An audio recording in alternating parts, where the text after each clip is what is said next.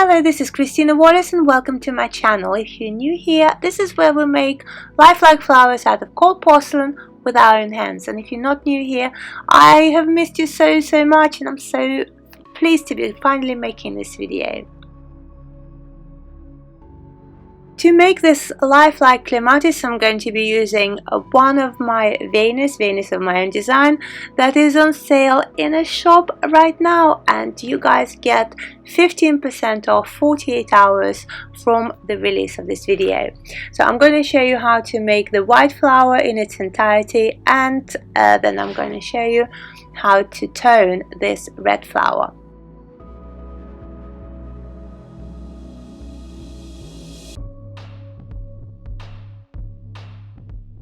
Throughout this tutorial I'm going to be using branded called Porcelain Clay, and I would like to point out that I leave the middle of this petal really quite thick and the edges very thin, so it doesn't stick to everywhere. Do use a bit of cornflour since it's white, so you can afford it. And make sure that your cutter is lubricated with petal base so the clay doesn't fray, and make the edges really thin. It would work well with this vena. And 28 gauge wire, I threaded about 1.5 centimeters, or about 1 centimeter maybe is plenty for clay. And this vena is got some kind of a double groove, so it's really easy to vein. Generally you don't have that luxury with venas, but this one, due to the kind of petal that it is, it has a double groove. And secure your clay in before you press it down, because you don't want it to go back and forth and double print. And here we go, this is ready. By the way, my vena was really well lathered with petal base. If you don't like it a little bit on the shiny side, try to use less petal base. Okay, be very careful removing this petal because you really want to keep the edges intact. This vena is 100% coverage, as you can see, so you won't need to ball tool it or do any of those things. You really want to keep your edges as natural as possible since they look so lovely and delicate.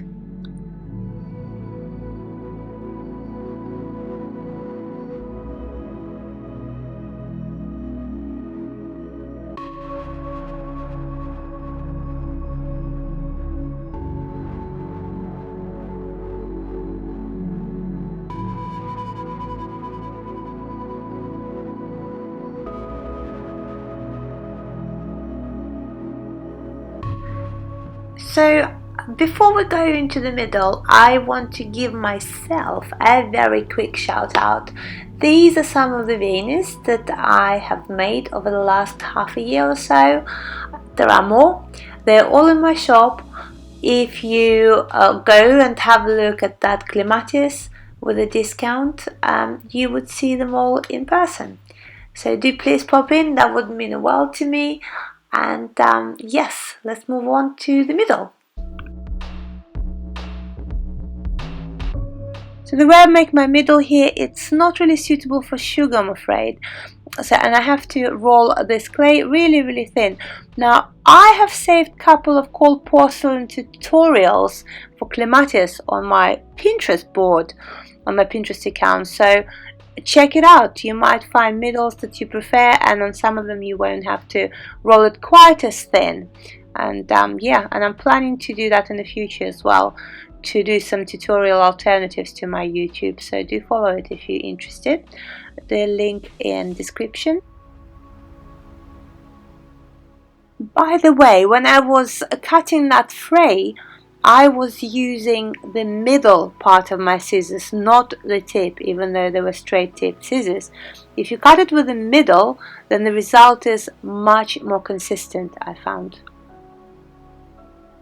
I have decided to make my stamens longer than usual so I could play with the movement of it. And here I twiddle very fresh clay over wire gauge 35. Yes, there is such thing. And as you can see, I already have dried up green tips on all of my wires. and I hold by the green tip and then twiddle the rest. You could just make it all white, but it does actually help to have a dry bit to hold on to.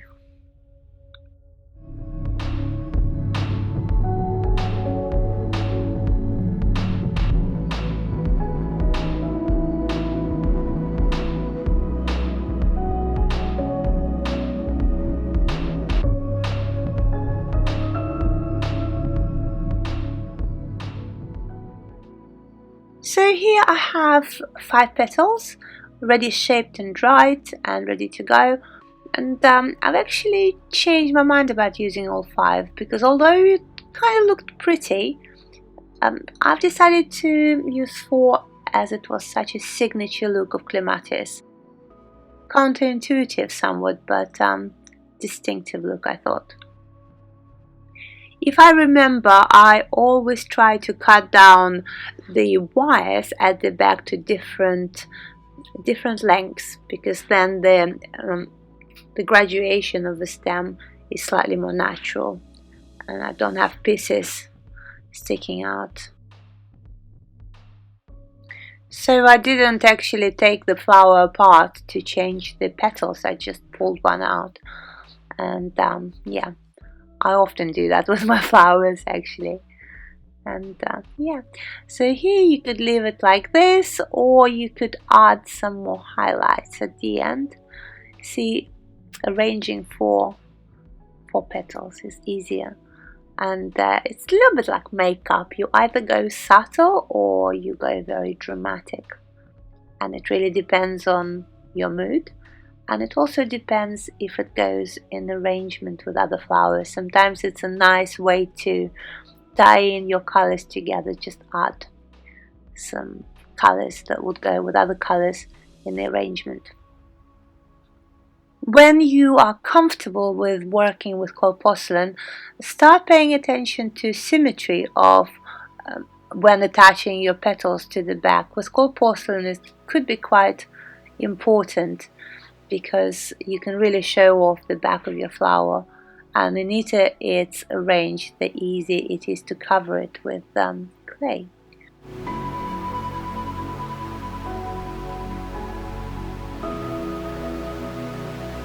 But it helps not to have too much clay in your fingers, and also I tend to use fresh clay, not too wet though, and I tend to have glue on the whole length of my wire.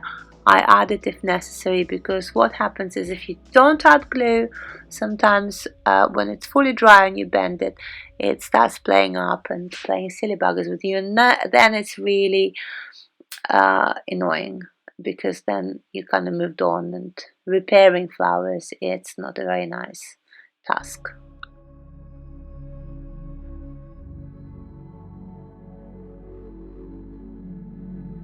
These parts of my palms are the best for rolling, I find. And I do use Nivea cream at the end to just smooth things over.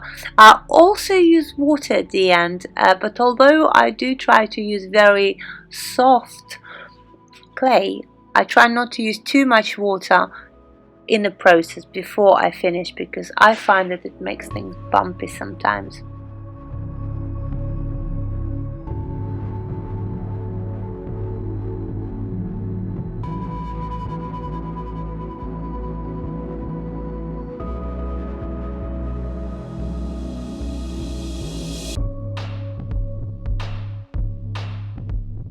Okay, so let's go. For those of you who are new to cold porcelain, I mostly use oil paints to tone my petals, and occasionally I add dusts, which are either chalks or PANPASTELs, and sometimes food dusts as well, because food dusts come in lovely shades. For example, edible dusts. They are edible art dust. They are cheap and actually quite good in terms of how well they last.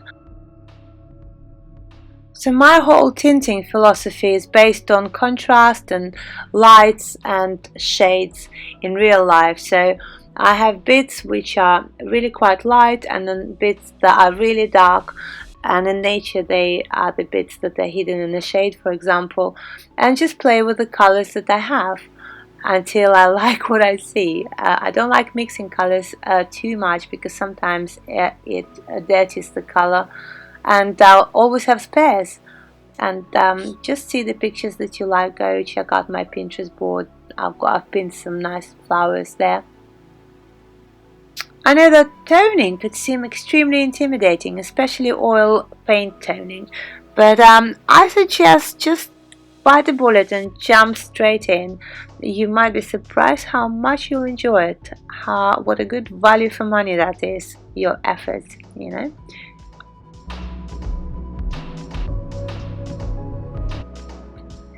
Make sure you have a reference petal as well so that they don't come out too dissimilar.